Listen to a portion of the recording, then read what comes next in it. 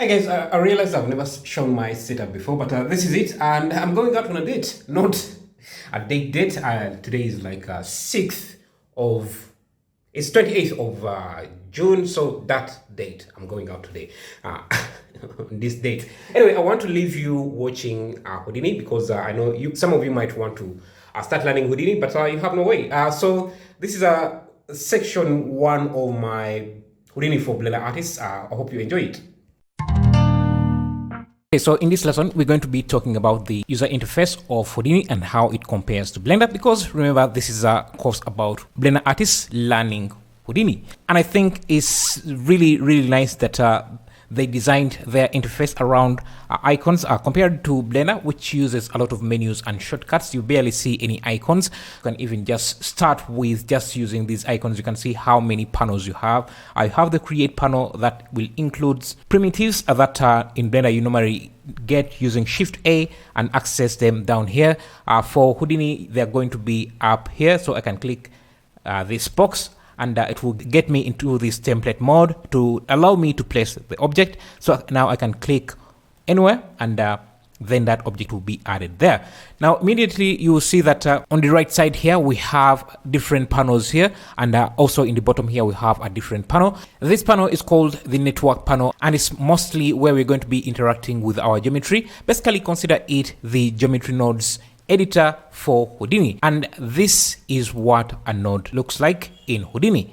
Now there are many variations of this, but basically they are going to look like this with a few icons over it whenever you move your cursor over it. There is the information icon that will give you information about that geometry, and there is also this selectable icon, and there is also the display icon. These icons will also change depending on the type of geometry you are looking at. Away from that, up here you can see that we have the parameters panel, which includes all the parameters or settings about the node. This is a bit different from Blender, because when you add an object in Blender, say we use Shift A and add a cube, you will see that all the parameters associated with that cube are going to be around here. Some are also going to be in the items panel. If you hit N, you will see them here, and you might even find some in the objects panel here. For Houdini, everything is within this area, so if you're looking for any parameter about any node you select, it's always going to be around here. Yeah, sometimes when you are working with an interface that is as busy as this, you might not want to see everything that is going on. These panels can be closed and added. So for example, if I don't want the object network panel, I can just click on that and close it out. I can even click all the others and click that out. You can see now I only have the parameters panel, but obviously we still need the object network panel. Every panel you have will have this drop down list, and if you click on it, you can see you have a few things here, like tearing off the panel. Basically you can make it a floating panel, but what we want to do is split this panel from top to bottom or left to right, and that will split my bottom and bring back my object panel. And if the object button doesn't come back, you can always just click on this plus and go to new panel and just look through these. Here you can see the different viewers, inspector, a geometry spreadsheet similar to the spreadsheet in Blender. You can add an outliner. What we want is a network view to get back our geometry nodes, and I'm just going to slide it back to this front here so that we can start working within this. Even in this network panel, you can see that you have this slider where you can change between different networks, but for the most part, we're going to be working within the object network. As you might know, Houdini is a very powerful application that can do quite a lot of things, and if you're trying to do different things, you can go in the different workspaces that are already designed for you, like the animate, build, games, grooming, and other things. But for the most part, we're going to be working within the build workspace. Like in any other 3D application, you need to move objects around, you need to manipulate them, and you have these gizmos which you can access by clicking on this handle type, and you'll be able to move. You can immediately see that Houdini uses the Y as the up axis instead of Z as the up axis like Blender. You can move objects around, you can rotate them, you can even scale them by changing the gizmo to the scale gizmo. If you want to scale uniformly, you just click on the middle and then just scale up. You can see the parameters are changing, showing you that you can also adjust everything within the parameters panel. Now for the navigation, if you hold on Alt and left drag, you can orbit around the object. If you hold down Alt and right drag on your mouse, you can zoom in and zoom out. If you hold down Alt and hold the middle mouse button, you can pan the object. As you can see, there are a lot of tools, there are a lot of icons, there are a lot of panels that explaining one by one would take too long. So what we're going to do is just start working with Houdini, and I will explain whatever tool I'm using when I get to it. So let's go to the next lesson. In this lesson, let's just look at general things. Basically, just familiarize ourselves with the interface. So usually when you're working in a 3D interface, you want to be able to look at your objects from different perspectives.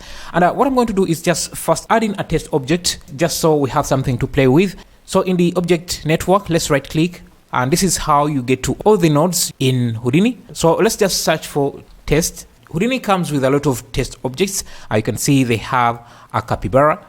This is just going to be this. There's also this crag, and right now they are over each other. So I'm just going to click on the move tool and just move this aside here. Now, right now we are in perspective mode, but you can also change to different modes. You have top view, you have front view, you have right, bottom, or perspective. If you have a camera, you can also add in a camera. If you want to look at the wireframe of the object, you just click on this cube, and you can see that we have smooth wireframe shaded, and that will give you that. You can also look at smooth shaded. There is simply flat. So let's go back to smooth shaded here so that we can look at this. Now, like Blender, Houdini also has modes. For example, in Blender, you always start with this within the object mode, but there is also edit, sculpt, vertex, weight paint, and texture paint. Houdini also has different modes. So right now we are at the object level or object mode. To edit this mesh, we have to be in the geometry network, or what is equivalent to edit mode in Blender. And to do that, you just have to select any object and press 2 to enter the geometry network of that object, which is basically the edit mode of that network. So I can select vertices and move them around. Can move them around just like that. And if I go back to object mode, you can see that I have edited that. Now, if you try to select a different object and it's not selecting, for example, I'm trying to select the capybara, but I'm unable to. That's because you need to be in selection mode here. So click on the select icon, and then you'll be able to select any other object. And you can also select objects within the network panel here. So right now I have the capybara selected, but I can also select the crag object, and I can enter edit mode of that by just double clicking on this geometry, and that will take me into edit mode of that object. You will notice that when we enter edit mode of this object, it's a bit different from edit mode of the capybara. We don't have access to the vertices and edges of these objects of the crag like we do for the capybara. Actually, let me go back to this. You can see I can easily select the edges of this by simply double clicking and entering the geometry editor of the capybara. But when I do that for the crag, you can see I don't really have access to that just yet. Another thing you will notice is that if I play back the timeline, the crag is actually animated and moving while the capybara is not. Houdini is set up a bit different from Blender in that all objects live inside different nodes, and these nodes can be nested, so nodes within different nodes. So while we can double click on the capybara and just enter edit mode, that's because the vertices or the original geometry of the capybara is just one node deep or one layer deep. So after we click on it, we're accessing the geometry just here. Basically, think of it as if we have geometry nodes, and maybe let's use a sphere. So you can see that I can access this geometry. I can use a set position and move it around. But say this was grouped. That means that to access this sphere, I would have to enter this group, and it would be here. So this could also be grouped again. So maybe we could use transform and group these.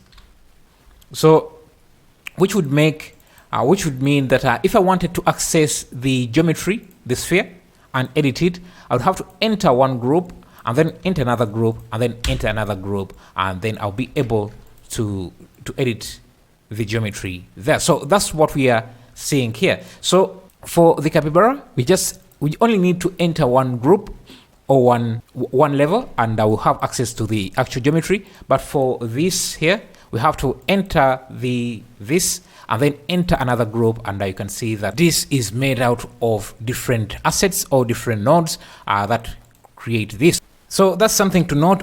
Whenever you find yourself trying to edit an object, but it seems like you can't, it's usually because either that node is nested, the actual geometry is nested in different nodes, or you don't have the right node selected, or sometimes the objects or geometry is in a different state or like an instance and you need to realize it. But in Houdini, it's called packed geometry and you have to unpack it. We will look at that later in different lessons. Okay. In this lesson, let's look at how we can use Houdini to model objects. So let's go into the object network here and add a cube.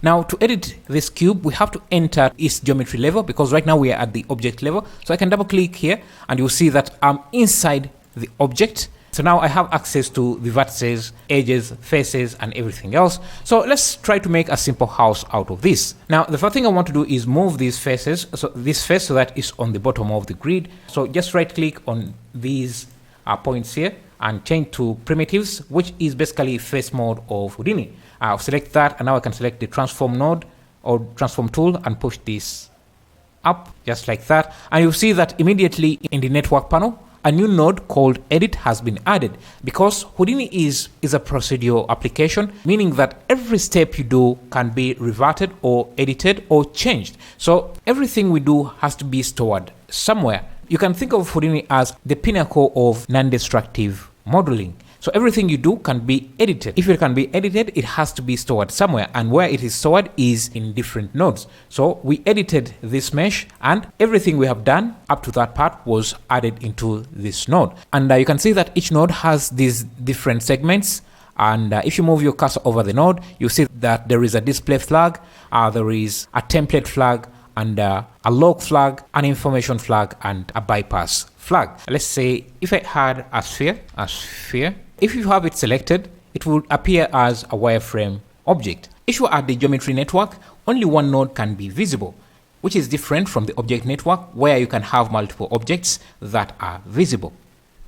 And you can even go back to the object level and add a test object like this toy, and you can see that I can have multiple objects on, and if I turn off the display flag for one, it disappears or it gets hidden. So the blue flag or segment is for displaying the object, making it visible, and the green flag is to make it selectable. So if you turn that off, the object won't be selectable until you turn it on.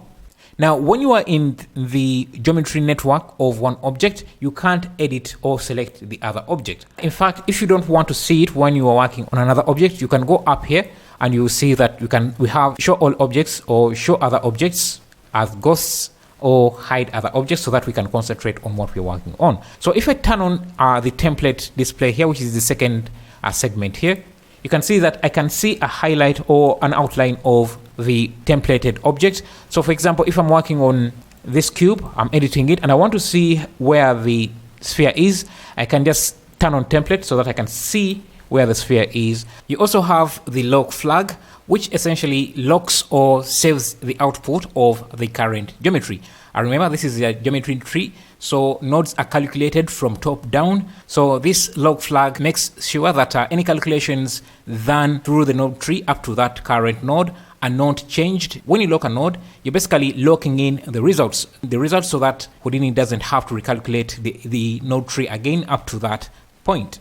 And finally, there is the bypass flag, which basically disables that particular node. So if you have it in the middle of the node tree, Houdini will calculate everything, and just when it gets to that node, it will just skip it and go on to the others. If you want to remove a specific node, you can select it and use Ctrl X or just delete it using the delete button. So that's it. In the next lesson, let's look at creating vertex groups. Okay, so in this lesson, we're going to take a look at vertex groups or creating groups in Houdini. So let's start simple with an empty geometry container and enter that and add a grid. So right click and then search for grid we have a grid with a lot of points. Now, this tools bar here contains a lot of display options for different things. So if we want to see the points on all vertices on my mesh, I can just click on this to display the different points. I'm also going to go to the parameters and increase the number of rows and columns. I can use a transform node to move this up, and I'm setting the display flag to this and moving it up just like that. But let's say I didn't want to move the entire object, but just a few of the vertices I want. Now, most nodes you have, if you select them and go to the parameters, they will have this group option. This is just an input for the vertex group or whatever data type you want to manipulate. For example, we want to just move a few vertices here. So I can select this to enter select mode to select the vertex groups I want to move. If I click that, I enter vertex mode, and I can even change to the points here so that I can only select the points, and I can select the points I want to be moved.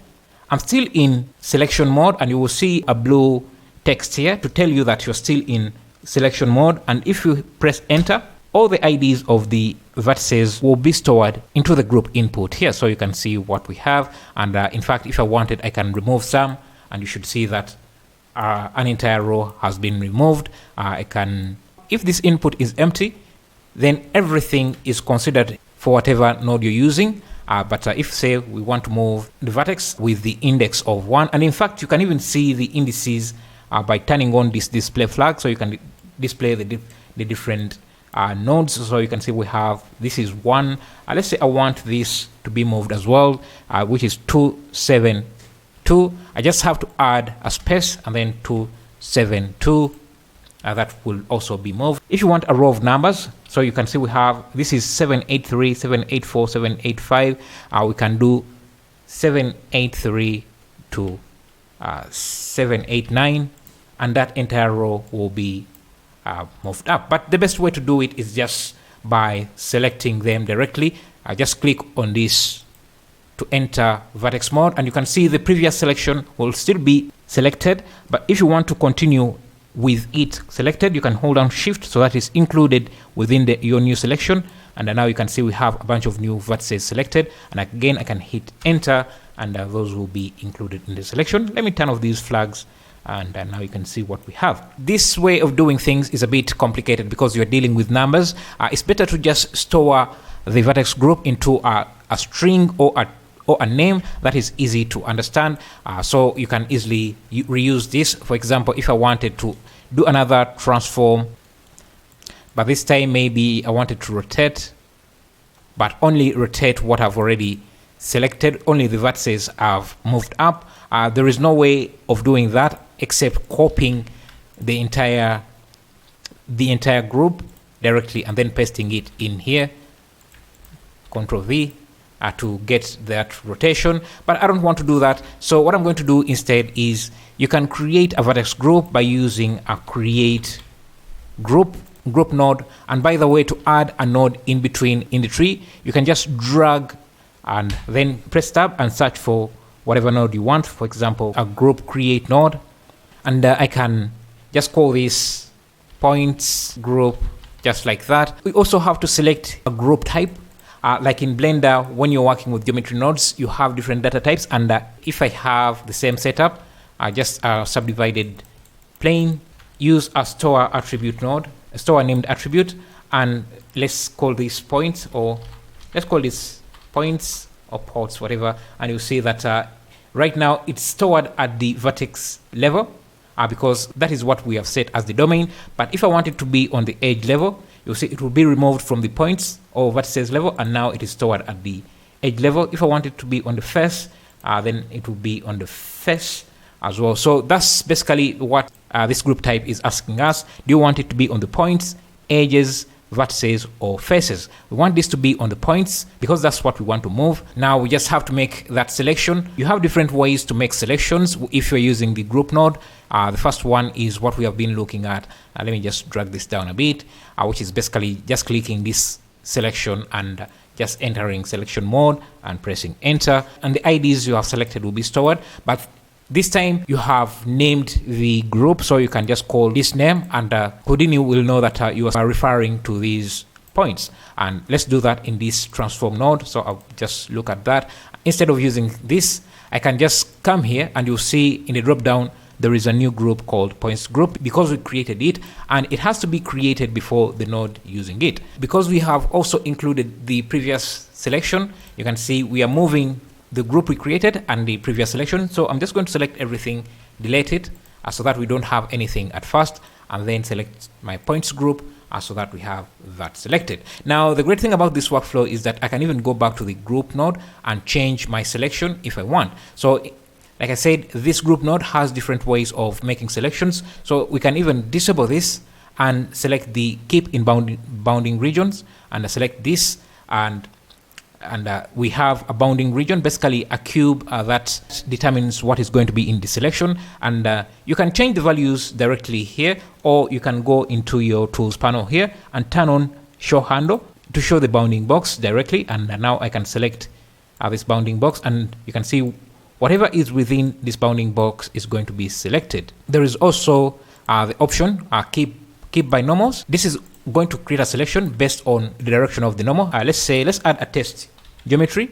Let's use this pig head that looks like that, because we have faces with normals facing different directions. And actually, to visualize where the normals are facing, you can click on this icon here, display primitive normals, and you can see that all the normals are facing in multiple directions. So instead of using a grid here, because Houdini is procedural, I can basically switch out this grid for the pig, and the whole node tree will continue to work.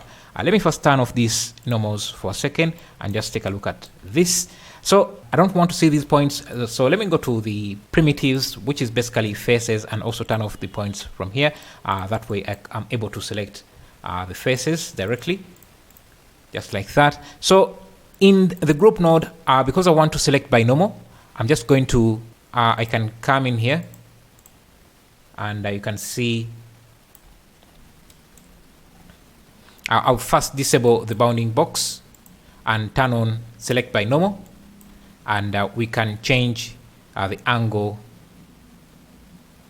Right now we are selecting points that are facing in the Z direction. Remember, in Houdini, Y is up, Z is in this direction. So anything that is facing in this direction, and in fact I want to just look at faces, so I'll go to primitives so that we are selecting faces instead of points. That way we can easily see what's going on. Now, if I want to faces that are pointing up, I would have to change the direction of this selection from Z to Y by setting the up vector like this. And now all the vertices that are facing up are getting selected. We can change the spread angle just like that. So you can see now all the vertices are selected, and this is what is going to be stored in our vertex group. So when we are transforming, you can see we are getting an error, and whenever you see this error, to see what the error is, you can move your cursor over the node and click the info node to read about the error. So this is saying points group is not a valid group, and we can take a look at that and see why it is not. So we have points group and it's set on primitives, but if we look at the transform, we are transforming points, but we still have the points group selected. So Houdini is trying to find this group on points, but it's failing because we didn't store it on points. We stored it on primitives. So I have to change this to primitives, and you can see that that is also working. So it's transforming this up, and I can adjust that. So it's moving our selection according to our group selection. And if we did a rotation and selected the points group and used primitives, we should also be able to just rotate those points.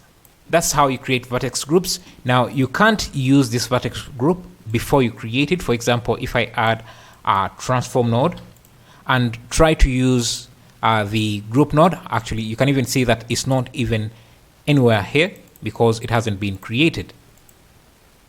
So remember, the node tree runs from top to down, so it won't find this points group node until that point groups node is created. In this lesson, because we already know how to model in Blender, I'm not going to waste too much of your time teaching you how to model in Houdini. So let's right away jump into creating simple simulations. So the first thing I want to do is let's create a domino effect. This time let's start with an empty geometry container. Before, we were starting right away with something like a cube, which is also a geometry container containing a cube object. All they did was rename this to box, and inside this geometry they added a box object. But what we can do is start with an empty geometry container. So just search for geometry and you can see it's empty. So we can enter in here and do whatever we want. But let's start with a cube because we want to create a domino effect. And this is going to be our domino. I'm just going to move this. I want this to be a bit thinner. If you hold down shift while changing the parameter, you can do it proportionally. So I'm going to also move this up a bit. And I think that's good. Now, this is away from the center. You can see the center is here. So if I added a transform node, you can see that the rotation is off center because the mesh itself is offset from the center. So I'm going to go up here before the transform and add a match size so that I can center this again. So now you can see that this is centered. So now if I rotate this, it's rotating from the center, which is exactly what I want. Let me clear this rotation by right clicking and revert to default. And I'm also going to make sure that the match size is justified minimum, so that is at the bottom here. And I can also round off these edges a bit just to show off some of the other nodes you can use. There is a node called poly bevel that does what the bevel modifier does in Blender. You can also see some of the shortcuts you could use to edit this, but I'm going to do this within the parameters here. So I'm just going to increase the angles here and increase the number of subdivisions, just like that. If you want to restrict any node you add to a particular selection, all you have to do is enter selection mode or type in the ID of the different vertices or edges you want to restrict that node to.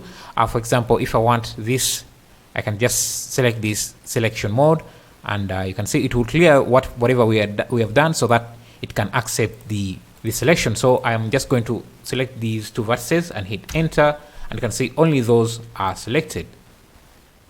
But I don't want to do that. I want everything, so I'll clear everything.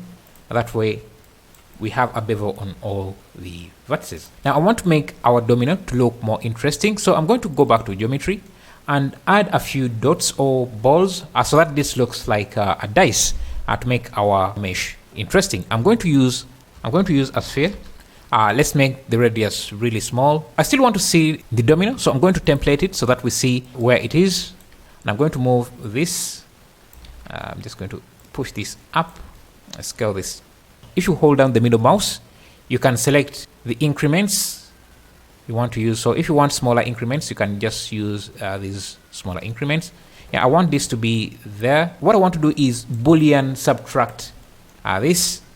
Actually, I think it's too inside. I'm just going to push this out. I want to Boolean cut this out of this mesh. So I can display this and use a Boolean subtract, basically like the Boolean modifier in Blender. It needs the object and the cutter, and you can see what we are left with. So I can go back to this and maybe change the radius a bit. I just want something interesting for our domino, so I'm going to push this around here. And you can even change the type of sphere you're using. So if you go to the parameters of the sphere, there is a mesh sphere, a primitive sphere, and a polygon sphere. And you can see when I change to a primitive, it doesn't work because the Boolean accepts only polygons, so maybe something like that. But I think the polymesh worked better, so I'm just going to bring that, and I want maybe like three of these. So I'll scale this down, and I can duplicate this using Shift D to make a copy, and I will move this maybe down, but you can see it's not part of the Boolean. To make this part of the Boolean, we can merge it. We can merge the two spheres using a merge node. Just search for merge and just connect them into here. If you look at this, you can see now it's basically similar to the join geometry in Blender. And now we can use this as the cutter objects. And now you can see what we have. If you want a third one, you can again duplicate this, connect that here. Now we need to move this as well, so I'll just move it maybe even scale it. Obviously, there are better ways to do this. For example, we can use a line just like this, and this line, let's template this. So yeah, our line should be there. Move it up a bit, just like that. And if we look at the points that make up this line by clicking on the display points, we can see we only have 2. So you can increase the point count here. And there is a node called copy to points, which works similar to the instance on points node in Blender. So copy to points. Since this list line has points, we have 1, 2, 3, 4, 5, 6. We can copy any object. For example, this sphere here. Let me just use Alt D to duplicate it. This sphere here can be copied to these points. And if we look at this, you can see we have 3 points. Now you can see that our spheres don't line up with the points. They are supposed to be on those points there, but if you look at here, they're up instead of down here. The reason for that is because the center of this sphere, we move this sphere up, so we can again use a match size.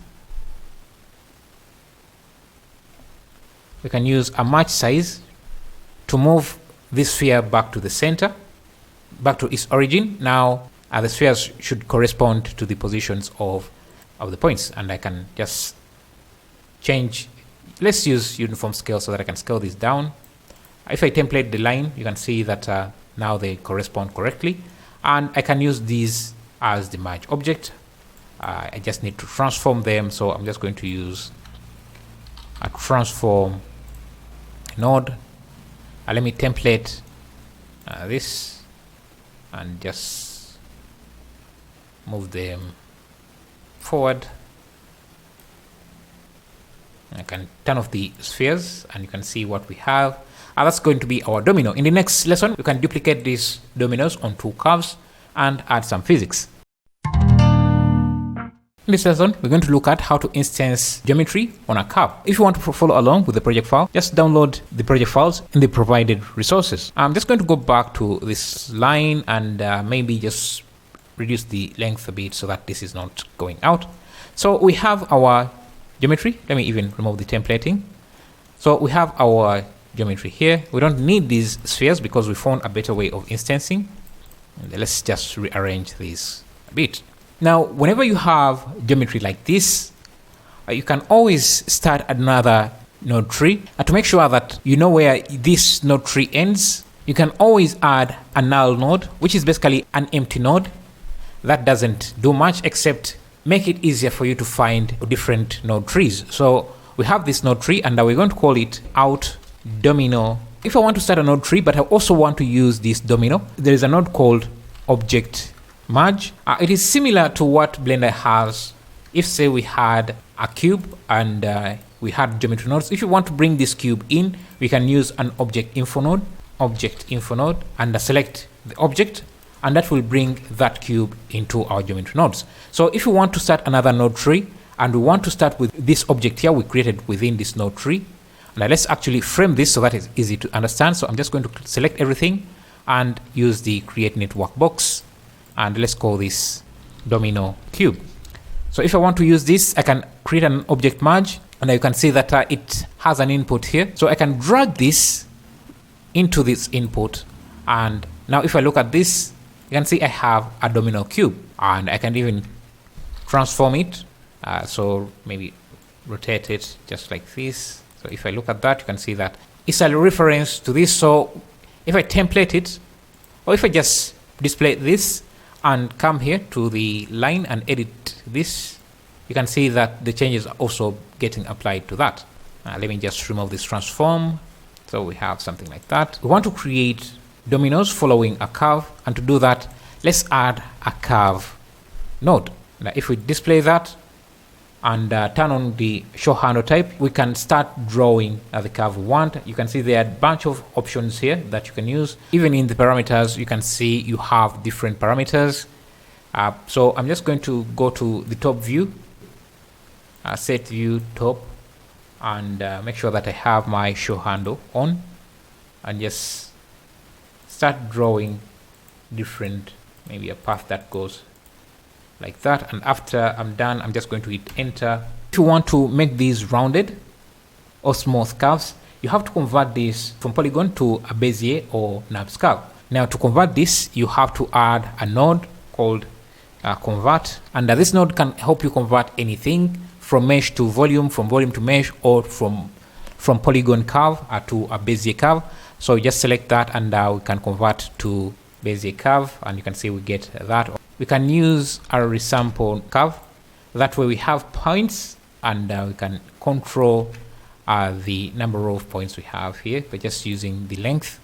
And similar to what we did here, we can use a copy points to a curve. And the reason we are using copy points on a curve is because we want these dominoes to follow the orientation of the curve. So I can plug this in here and this in here. Whenever you move your cursor over these inputs, they will give you some information about that input. So here you have to input geometry, and here you have to input the points or the curve you want to copy the object to. So you can see now we have, let's go back to perspective, set view perspective, and let's look at this.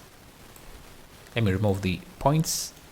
You can see the difference between using the copy to points and copy to curves is that if we use the copy to points node and connected the geometry and then the points will not rotate to follow the curve.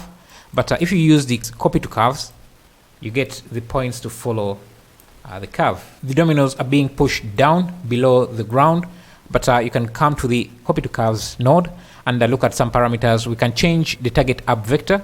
Right now it's to curve normal, but we can change it to a different axis and see how this works. And yeah, this is exactly what we want. So if you want to change the orientation of the objects, just look for the target up and edit that.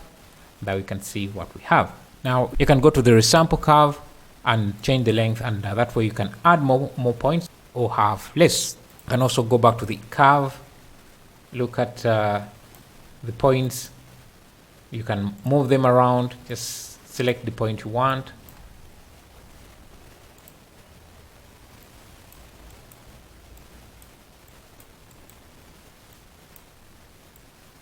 And this will also edit the curve, will update everything. So in the next lesson, we'll look at how to add some physics to this so that we can have this fall like dominoes.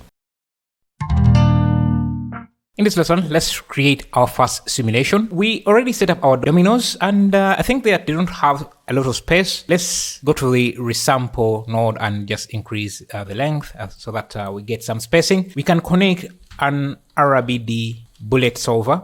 Basically, this is the brain of the RBD simulation, the physics simulation we're going to be using. All it requires is geometry, so we can connect that. And if we look at this by making it the active object, we have our first simulation. Now, that's all you need to have your first simulation. You can see we have our dominoes falling, but we don't have any ground. So you can either create a ground object, or what you could do is just select the bullet solver and go to the properties. You can see that we have a lot of settings here, but under collisions, if you scroll down, you will see that there is a ground. So you can add a ground plane, and if we play back, you can see now they are not falling anymore. And to make sure that everything is working correctly, because simulations in Houdini are quite stable, that's why you see it's like there is barely anything happening. But to just verify, we're going to add a transform node before the simulation and move these up just a bit so we can see the gravity happening. So if I play back, let's just make sure that I actually move these up. Yes. Now if I play back, now you can see that everything falls down, which is perfect. I can disable this. I'm just going to hit Q to bypass it, or just use this icon here to bypass it so that there isn't any transformation. These start on the ground. Now you can see that this works fine, but without anything colliding into the first domino, we won't have that cascading effect or that domino effect. We won't have that domino effect happening. So what I'm going to do is, you can see that this bullet solver has a lot of inputs. It has the geometry that is required, which is our dominoes, and then it requires some constraints. Constraints is just a way to tell Houdini how objects are supposed to interact with each other, which objects is connected to each other, and something like that. You have proxies. So if this was a highly subdivided geometry, it would be too hard to compute. You could use a proxy for the geometry, and then there is collisions. So if you want to input any collisions like the ground or an object that will collide into this, it will go into this input, and then there is also guide seams. We'll look at that later. So right now let's add as a collider that will trigger the domino effect. So I'm going to right click and add a sphere, polysphere.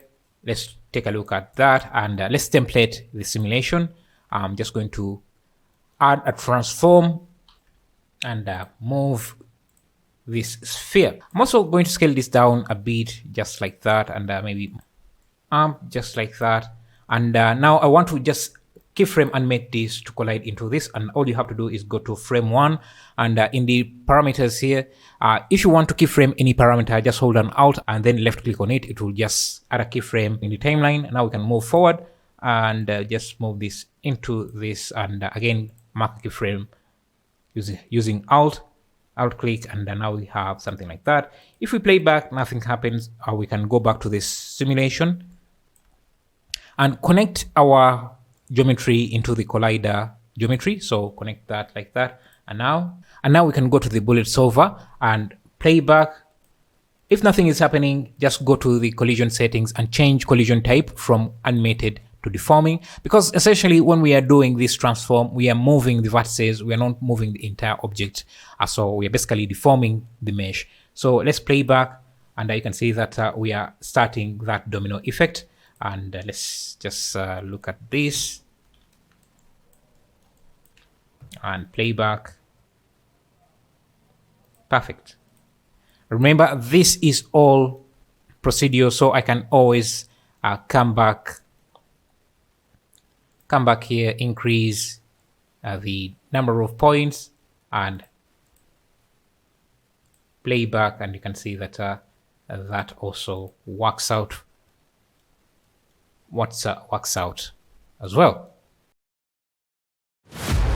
Houdini is the most powerful 3D application out there, and there is no reason why you should not learn it. This course is going to be about Houdini for Blender artists, because I am a Blender artist. Blender, while it's a beloved application, it lacks in a lot of areas, especially in the simulation area. So a lot of artists rely on different add-ons to make up for where Blender lacks. But even with add-ons, it always seems like there is still something missing. And we all know the proper tool for creating complicated simulations and other effects is Houdini. So let's learn Houdini. This course is going to be from a perspective of a Blender artist, but you can even take this course even if you have never tried Blender. We are mostly going to make the effects in Houdini, but do the rendering and setting up materials in Blender. So if you are interested in such workflows, this course is going to be for you. We're going to be learning about Velam simulations, particle simulations, rigid body simulations, and a lot more. This course is going to be continuously updated. This is just part 1 of the course, and more updates are going to be coming in as different sections, and I'll always update the course trailer. So if you want to see if there are any updates, you can always check out the course trailer to see if there is something new in there. So if you want to get started, just join the course and we can go from there.